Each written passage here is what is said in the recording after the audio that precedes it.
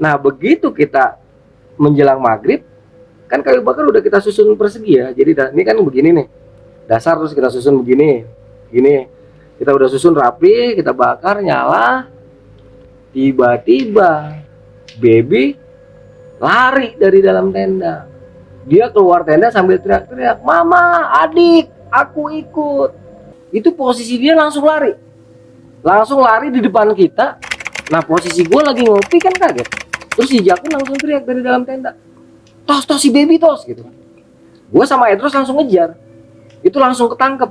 Nah begitu ketangkep, dia langsung mukul. Baby ini langsung mukul kita gitu. Kenceng banget pukulannya. Gue kepukul nih, sini gue langsung jatuh, gue ngejeledak. Gue bilang, buset, tenaganya kenceng amat, beda gitu. Si Edros, nah kebetulan Edros ini pelatih silat gitu kan. Dia pelatih silat di Satria Muda.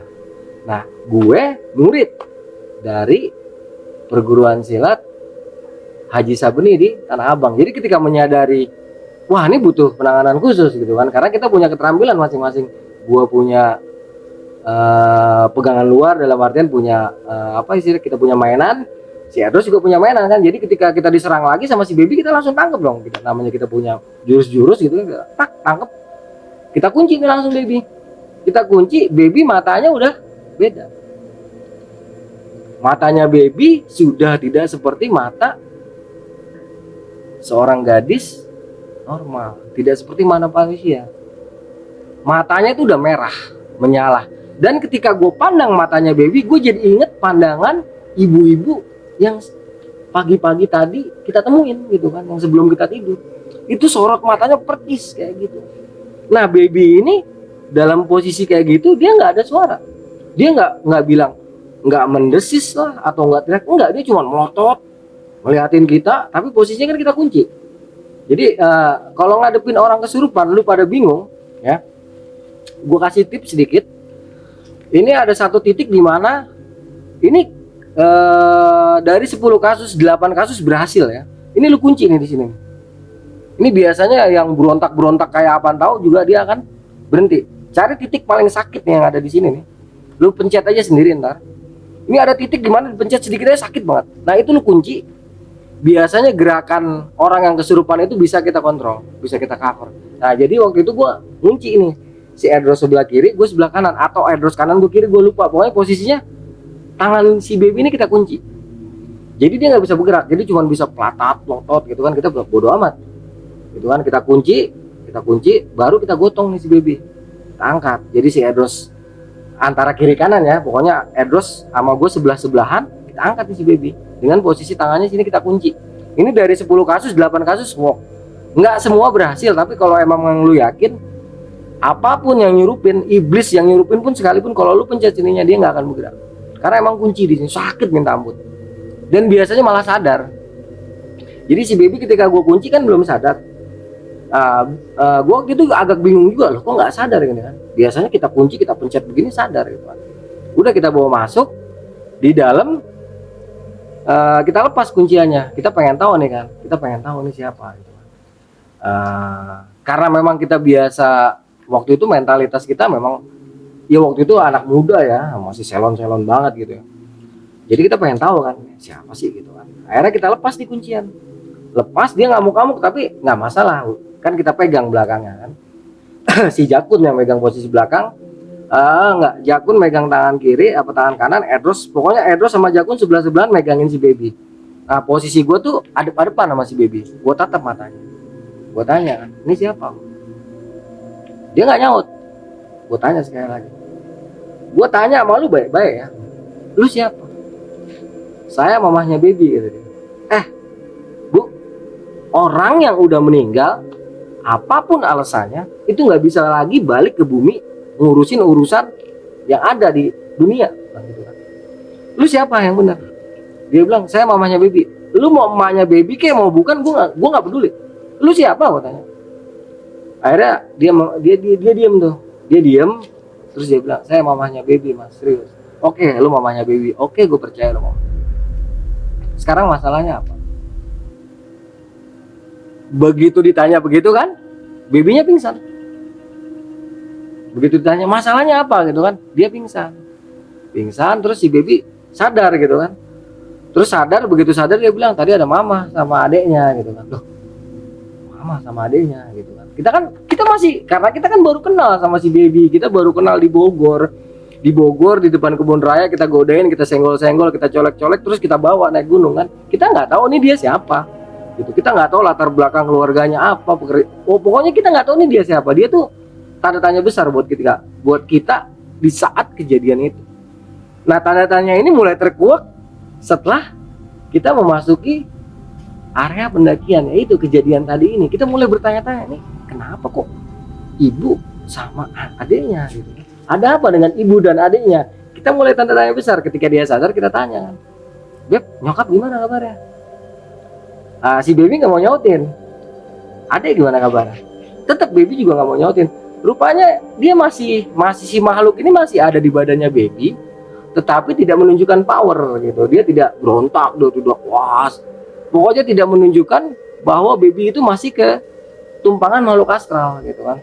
Seakan-akan baby ini sadar sesadar-sadarnya. Kita juga nggak ngeh kan, karena memang dulu kita spesialis kan bukan buat yang kayak gitu-gitu. Kita hanya belajar silat luar. Kita nggak tahu ilmuan gitu. Pokoknya kalau berantem ya kita pakai silat luar gitu kan. Kita nggak ngeh. Nah, ketika kelihatannya baby sudah sadar, kita kasih teh manis, kita ajak ngobrol. Cuman ada perbedaan. Biasanya baby ini kan periang gitu kan, dia ketawa, ketawanya ngakak gitu kan, namanya cewek ya. Kita mulai enggak kalau dia ini agak bocor gitu kan, ketawanya ngakak. Biasa ini enggak, ketawanya cuma senyum gitu kan. Cuman karena berpikir capek kali gitu kan, sok kali dia naik gunung gitu kan, udah kita diemin. Setelah minum teh, gue bikin api karena berpikir udah kondusif kan. Gue bikin api unggun di luar. Si Edros keluar gitu kan. Nah, tiba-tiba begitu gua sama si Edros di luar, si Jakun tiba-tiba teriak begini nih. Kita kan bingung, Kun lu kenapa Kun? Begitu gua masuk, posisi Jakun tuh lagi dicekek sama si baby dan si Jakun nggak bisa gerak. Begitu kita masuk ke dalam, Beb lu ngapain Beb? Dipegang tangannya kayak tang, keras banget. Kita pegang, ya udah kita kunci lagi di sini. Cek, lemes dia, tertarik. Kenapa lagi?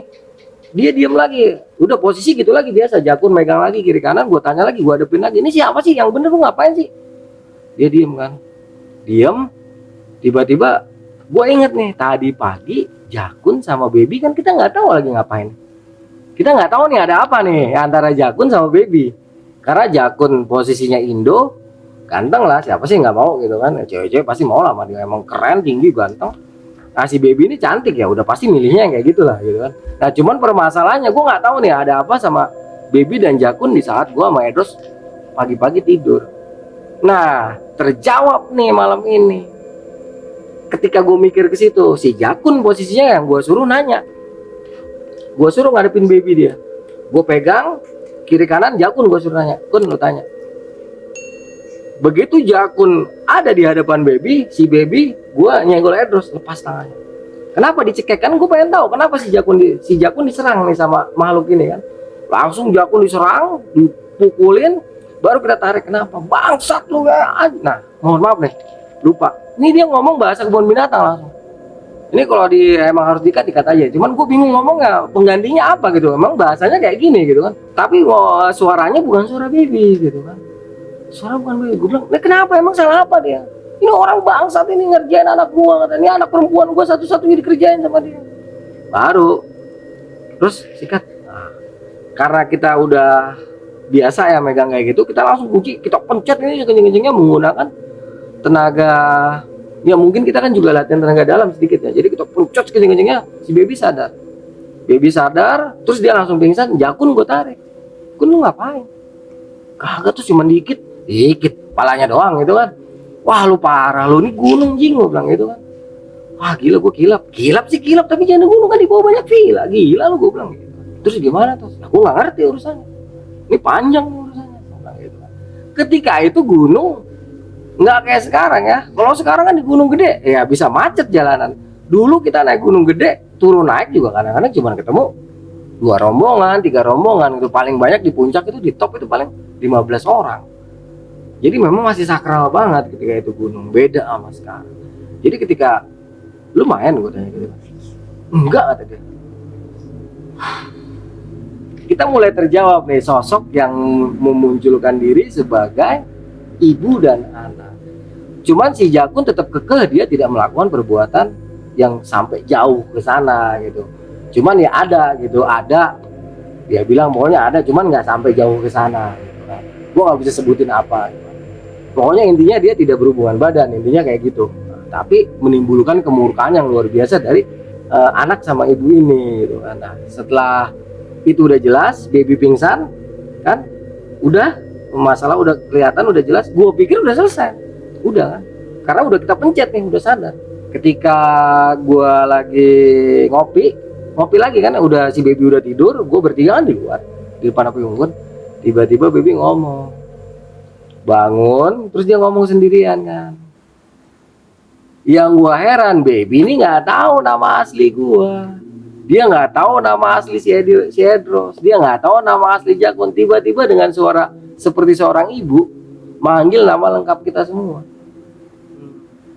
Bang Esa, nama asli gue, ini Arya Sena ini juga nama nickname gue ya.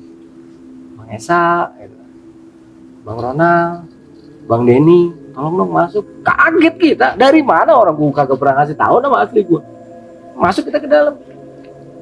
Cuman dia udah nggak kasar kan, karena kita langsung megang tangannya, dia bilang nggak apa-apa, nggak, aku nggak rese, kata dia gitu kan. Udah, kita ajak ngobrol, Bu emang kenapa?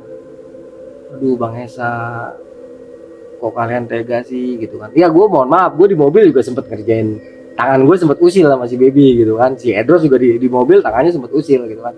Jadi si makhluk ini seakan-akan mewakili ibunya, seakan-akan mewakili ibunya baby. Seorang ibu marah lah ketika tahu anak gadisnya tuh diperlakukan nggak senonoh gitu sama segerombolan anak muda. Jadi Bang Esa kok tega banget gitu kan. Kenapa sih malah anak saya yang dikerjain kayak gini gitu kan. Dia nih anak perempuan saya satu-satunya gitu, yang masih ada gitu kan, karena adiknya juga udah nggak ada gitu. Baru kita oh jadi rupanya ibu sama adiknya Bibi itu udah nggak ada, kecelakaan. Kita tuh belum tahu, cuman kita waktu itu diduga-duga ya. Ini baby belum cerita gitu kan. Jadi si makhluk ini ngaku ibu dan adiknya baby gitu kan. Terus setelah ibunya mesenin gitu sama kita, dia bilang tolong dong jangan lagi di apa ini anak saya, jangan lagi bahasa apanya, jangan lagi di grepe-grepe gitu lah kalau kata bahasanya. Tolong dong jangan digrepe-grepe lagi anak saya gitu kan. Terus kita janji kan, oke janji, oke tante janji, kita nggak grepe-grepe lagi gitu kan. Ya udah stop dah kita acara grepe-grepenya gitu kan. Udah dia keluar tuh. Nah nggak lama anak kecil masuk. Dia juga mau ngomongnya pelan gitu kan. Suara anak kecil ngomongnya pelan, bang tolong dong bang, kakak saya jangan diginiin gitu kan. Ini kakak satu-satunya saya gitu kan.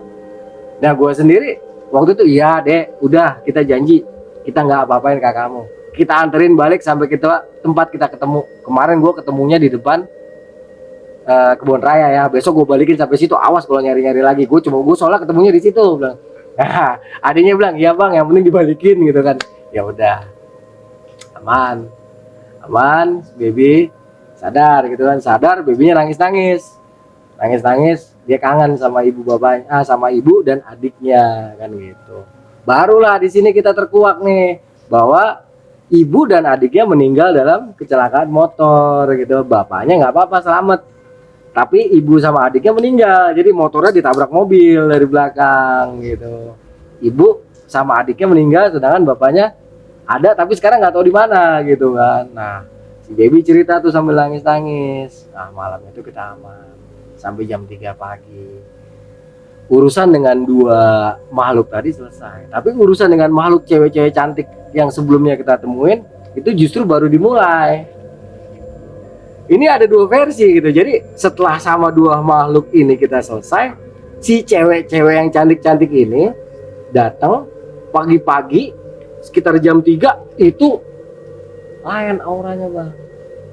Ini udah sangar mukanya semua.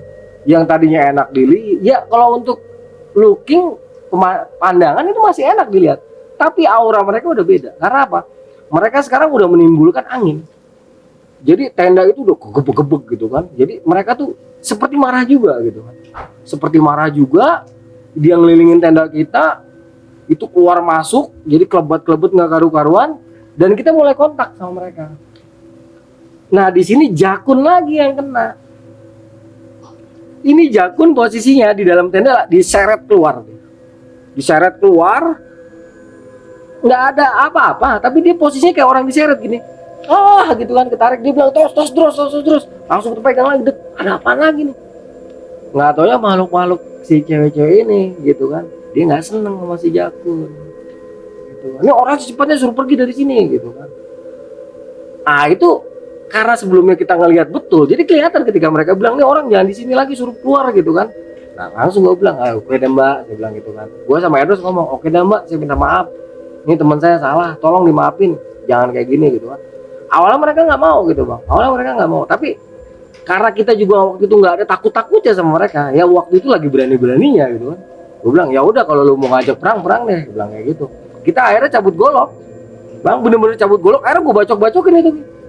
Alhamdulillahnya gitu ya, karena kita saking udah pusing nih dari sore ngadepin hal yang goib kayak gini, kan akhirnya jadi pusing, jadi nekat kan, bacok akhirnya pakai bahasa udah kotor, udah nggak baca-baca lagi bang, masuk, bacok-bacokin, malah mereka pada hilang kan. Nah si Jakun ketika udah lepas dari itu, kita istirahat semua. Gue udah capek tuh, jadi setelah gue habis ngebacok-bacokin makhluk itu, gue langsung tidur. Gue udah nggak bisa lagi ngontrol Jakun atau ngontrol baby. Itu andai ada sesuatu yang luar biasa, gue yakin dua-duanya hilang. Tapi untungnya enggak gitu kan, karena gue sama Edros sudah saking capeknya ngadepin mereka, gue tidur. Begitu gue tidur baru sejam, itu gue bangun, Jakun udah nggak ada. Sedangkan tadi kan gue lihat dia posisinya ditarik kan. Loh gue panik, gue bangunin si Jakun, si Edros. Terus Jakun mana? Lah mana Tos? Kita berdua langsung keluar, itu posisi udah 5:30. Nah Jakun nggak ada. Gue keluar bawa golok udah gue kasih garam, karena memang mentalitas kita dulu memang dilatih silat kan gitu ya, kita kan dilatihnya jadi rada berani gitu mental kita kan. Jadi kita keluar bawa golok, tangan kosong aja kita mental ada, tambah lagi bawa senjata kan. Itu akhirnya gue ngaprak ke atas, Edros ke arah kali. Tahu nggak? Si Jakun pagi-pagi lagi di kali berantem. Dia bilang apa? Anjing Tos, gue dipaksa kesini suruh mandi gitu ya. Jadi si Jakun itu karena kita belain, dia diseret ke kali, itu dimandiin, ada yang mandiin katanya. Jadi pagi-pagi dia di kali begini, itu dimandiin kata dia. Emang basah kuyup itu semua dia, itu dimandiin biar bersih katanya. Jadi gue bilang, nah untung lo dimandiin dong, kayak dibawa kira-kira. Ya udah kita bawa pulang, kita bawa ke tenda, kita gantiin. Dia komentar akhirnya, terus ini gimana? Ya udah, gue naik dulu ke atas, lu di sini aja. Nah kita bikinin perimeter karena kan kita juga di perguruan silat kita masing-masing ada pengajaran sedikit tentang menghadapi hal-hal seperti ini gitu. Kita diajarin sedikit gitu kan. Ada bacaannya juga. Kalau gue bacanya sholawat. Memang gue dari sejak SMA gitu, sejak latihan silat, memang pengiringnya, doa pengiringnya itu sholawat gitu kan. Jadi sholawat ini gue pakai untuk memagari tempat gitu kan, istilahnya seperti itu gitu kan.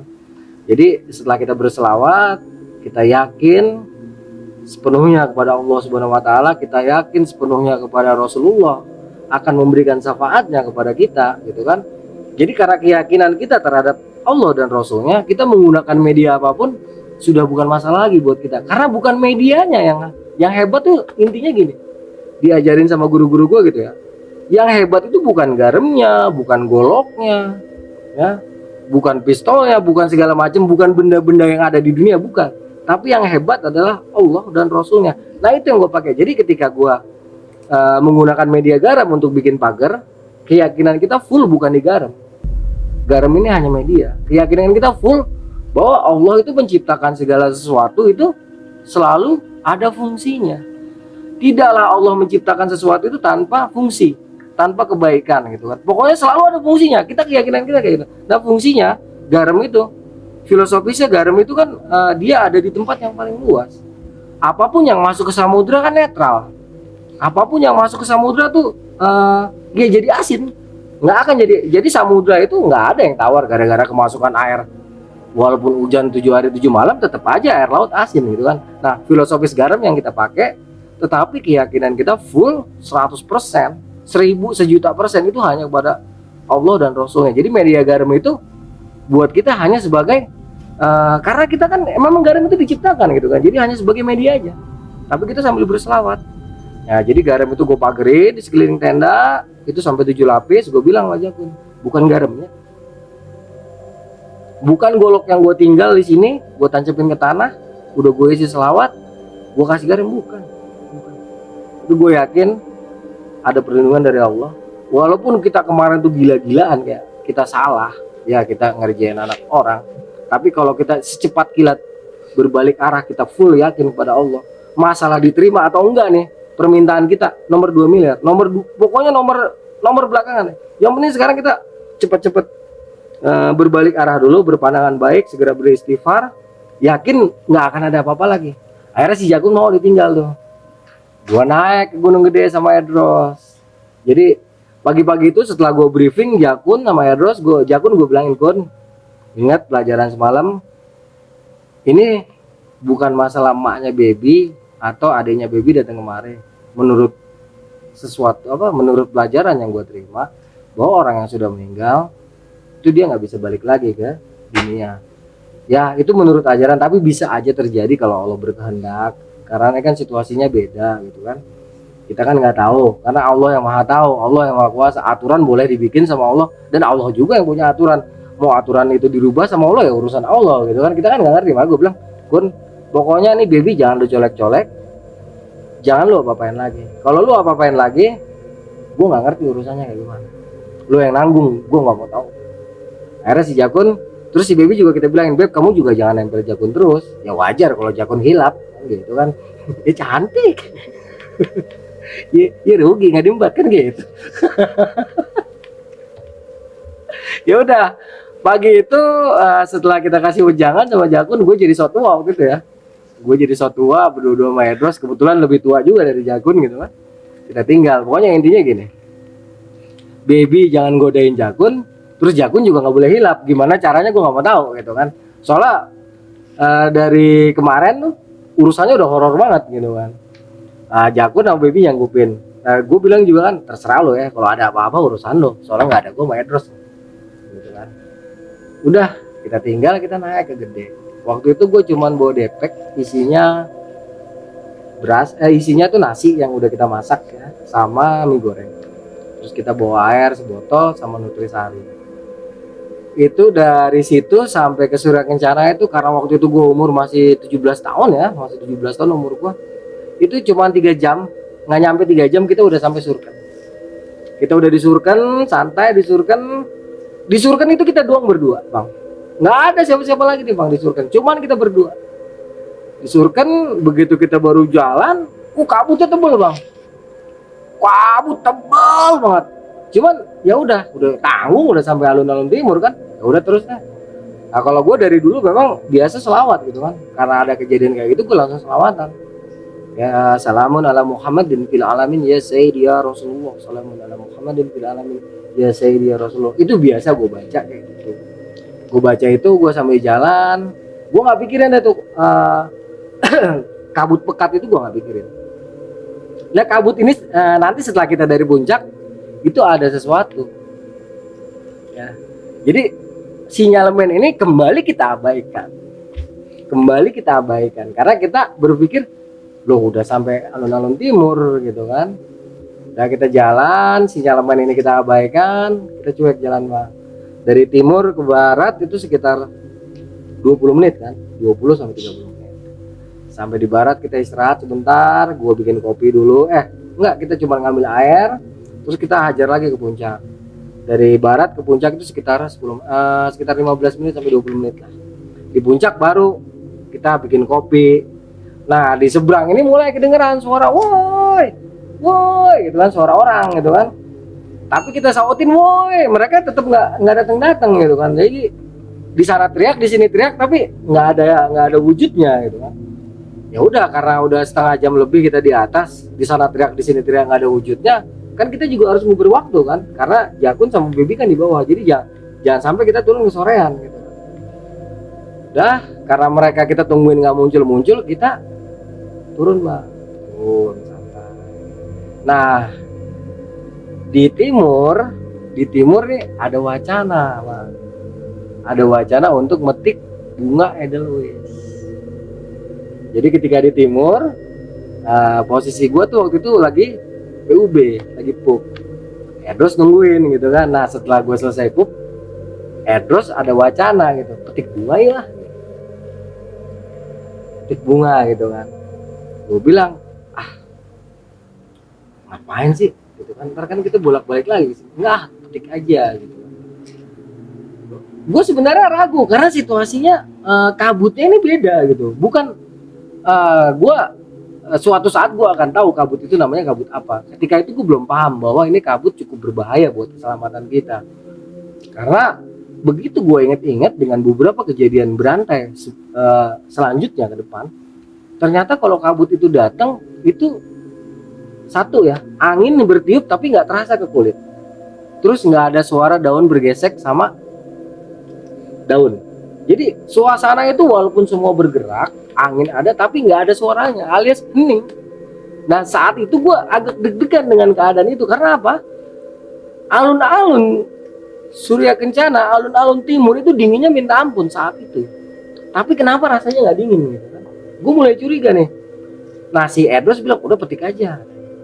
Begitu tangan gue mau metik, ada yang teriak, "Woi, jangan petik bunga!" gitu. Wah itu kencang banget teriaknya Bang, kayak geledek. Gue yang udah mau metik bunga itu nggak jadi dong, langsung gue lepas. Dia nggak jadi metik gitu kan. Cuman bingung, tengok, mana orang yang teriak gitu kan. Si Edros juga udah mau metik nggak jadi kan. Celingak, siapa yang teriak Tos? Nggak tahu. Kencang banget suaranya kayak geledek. Iya kayak geledek. Suara apanya? Akhirnya kita kan nggak jadi metik tuh Bang. Udah cabut gitu kan. Begitu kita jalan yang tadinya kosong, begitu kita jalan ke arah mau masuk ke alun-alun dulu tuh ada shelter di pinggiran alun-alun timur, ada shelter payung gitu kan, masih bagus. Kalau sekarang kan tinggal buletannya doang tuh, kalau dulu masih lengkap. Nah begitu kita mau jalan ke arah sana, tiba-tiba dari arah situ keluar kakek-kakek. Dia tuh pakai putih gitu ya, putih semua, semacam gamis, jenggotnya panjang segini, rambutnya putih, mukanya tuh klinis bersih banget. Itu jalan, bukan terbang, bukan melayang, bukannya aneh-aneh, enggak ya. Jalan langsung ngambilin kita. Ngomong bahasa Sunda ya, cuman kita Indonesiain aja. Jangan metik bunga. Kamu main-main aja ke sini. Ini taman saya. Kamu boleh main, kamu boleh ngapain aja, tapi kamu jangan ngerusak ya. Oh iya bah. Kita ketakutan gitu. Iya bah.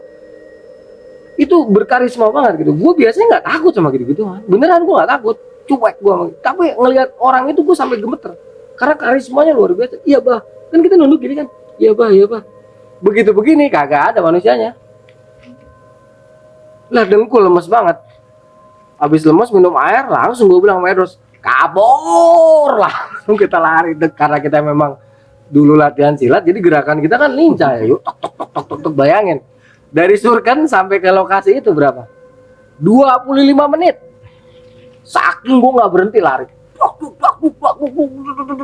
Cepet banget sampai ke base camp itu sekitar jam 3:30. Itu gue nggak bisa diri. Sampai base camp gue langsung tiduran. Udah. Lah gila 25 menit kita hajar. Saking panik yang lihat kakek-kakek tadi itu kan, saking takut itu baru ada rasa takut yang benar-benar takut gitu. Benar-benar ketakutannya itu bukan ketakutan yang gimana, benar-benar takut ngelihat sih. Justru anehnya gitu ya. Ini beliau ini nggak menyeramkan, pakaiannya sopan, rapi, omongannya halus, tapi auranya wah, karismanya dia itu yang bikin kita takut. Mungkin bukan takut ya, lebih tepatnya hormat lah gitu. Bener-bener ini luar biasa karismanya. Ketika gue ngelihat makhluk-makhluk yang kayak kemarin tadi, gue bilang, "Kun, packing, nggak beres nih tempat," gitu kan. Langsung nih si Jakun juga kan rupanya disiplin dia. Dia disiplin dan babynya juga takut gitu kan. Jadi sepertinya tidak ada kejadian yang menarik lagi setelah mereka tuh sebelumnya melakukan sesuatu. Kayaknya hari ini mereka tidak ngapa-ngapain lagi gitu kan. Akhirnya dengan cepat kita packing. Dengan cepat kita packing. Begitu packingan rapi, selesai, dan kita mulai jalan. Nah, di sepanjang jalan itu para wanita yang kita saksikan kemarin itu berjajar, ya, di kiri kanan jalan sama di atas itu berjajar. Walaupun jajarannya nggak rapi, tapi mereka berjajar itu ngeliatin kita turun, dan mereka senyum semua sepanjang kita turun. Itu sampai batas kali. Dulu kali itu rimbunnya minta ampun, rimbun. Dan areal kali itu dulu paling kita hindarin karena apa? Dia paling lembab. Di mana-mana tempat lembab udah pasti tempatnya mereka. Jadi mereka hanya berjajar sampai kali dan tidak ada yang berani nyentuh areal kali. Jadi ketika kita melewati rombongan itu, lewat dari kali, baru kita lihat lagi ke arah mereka kan. Nah, mereka udah tuh baru pada bergerak kembali ke arah ke tempat gue buka tenda itu kan. Dah, terus kita buru-buru jalan.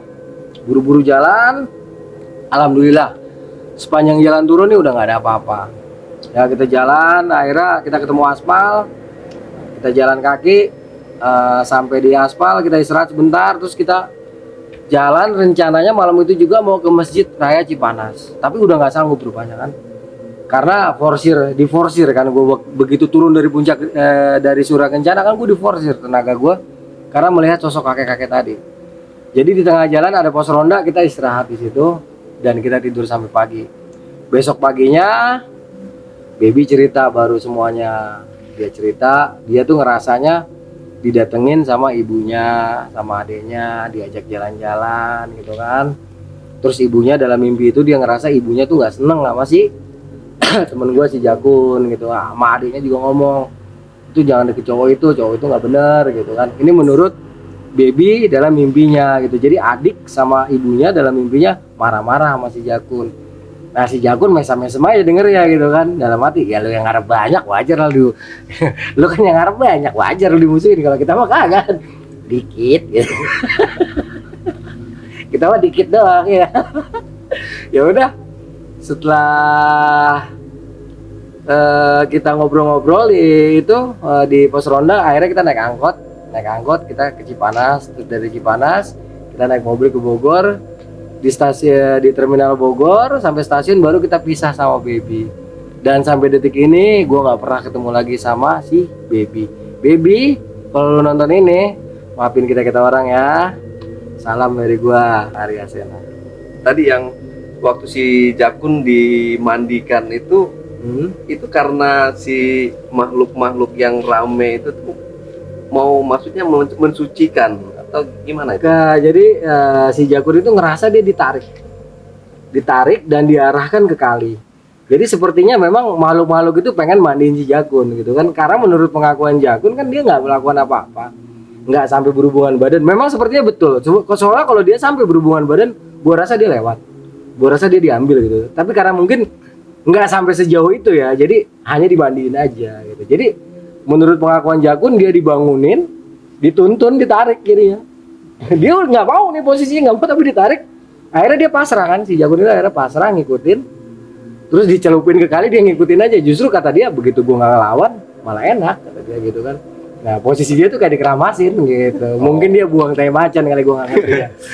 Oke, cerita yang sangat menegangkan ya.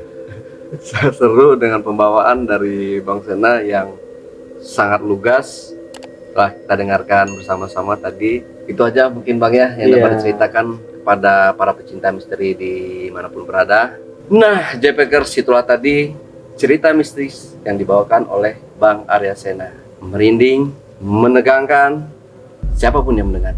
Jangan lupa untuk selalu support channel Jejak Backpacker. Tinggalkan komentar yang sopan, karena Anda sopan, kami pun segan. Jangan lupa untuk selalu support channel kami, like, comment, and share video YouTube Jejak Backpacker. Dan jika kalian penasaran dengan cerita-cerita horor yang dibawakan oleh Bang Arya Sena, kalian bisa melihat atau membacanya langsung di buku 1001 Kisah Pendaki, kisah nyata yang ditulis oleh Bang Arya Sena. Selamat membaca, selamat memesan, dan sampai jumpa. Wassalamualaikum warahmatullahi wabarakatuh. Oke, Bang Arya Sena, terima kasih atas ceritanya.